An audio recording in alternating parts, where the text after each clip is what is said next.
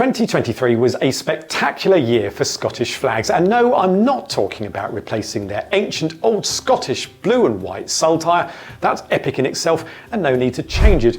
I'm talking more local flags than national. Scotland started 2023 with just 6 of its 34 counties having official flags as recognised by the UK's Flag Institute and covered in great minute detail on the BritishCountyFlags.com website.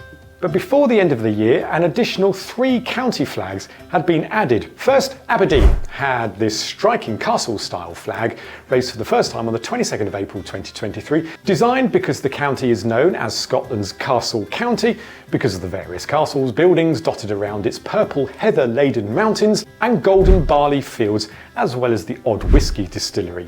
A crown is placed centrally because of a certain royal Balmoral castle resides within its boundaries. But this episode is tied into the release on the same day as the official revealing of 2 neighbouring county flags, that of Moray Firth coastal counties of Banffshire and the place that I once called home, Morayshire, or just Moray.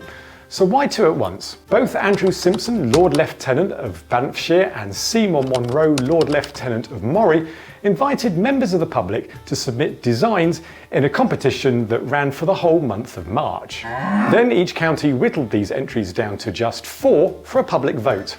And these are the 4 finalists of Banffshire.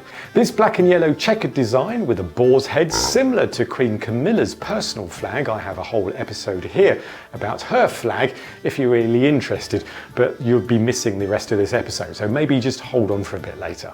A whiskey barrel on a blue and gold diagonal field, the flower of the dark red helleborony, which was used to mark the Golden Jubilee of the late Queen Elizabeth II in 2002, and this, the winning design. The white horizontal band symbolises the many bridges and viaducts that are dotted around this narrow county, with many rivers and coastlines, which are also shown on the flag in blue.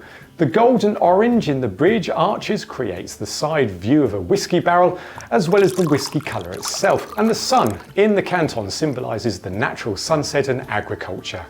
And it is a fitting design full of representation and meaning, and a deserved winner. Also officially unveiled on the same day is the flag of Moray from these 4 finalists. This zigzag shape to recall the hills centred with a whiskey pagoda, the salmon for a waterways such as the River Spey, as well as the fishing industry. I think our phone number was a Spey Bay code. The Moray stars of the dark skies, which came from an ancient earldom and former civic arms of the area. But it is this that is the winning design, the green hoist with a golden sheaf of rich agriculture and the wavy line of the sea against the golden sands. And trust me when I say that Moray has a lot of beautiful bare beaches.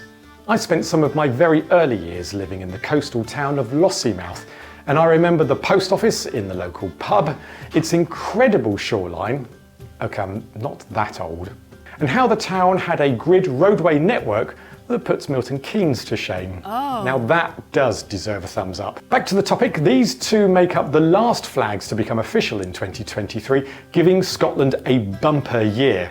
Aberdeen, Banffshire and Moray, 3 very distinct designs, rich in local symbolism, geography and history. And you can get your very own flags from flag company Mr. Flag via my links below, so you don't miss out.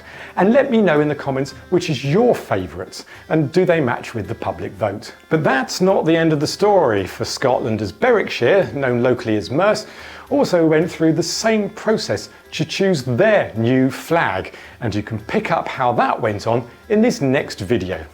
Be seeing you.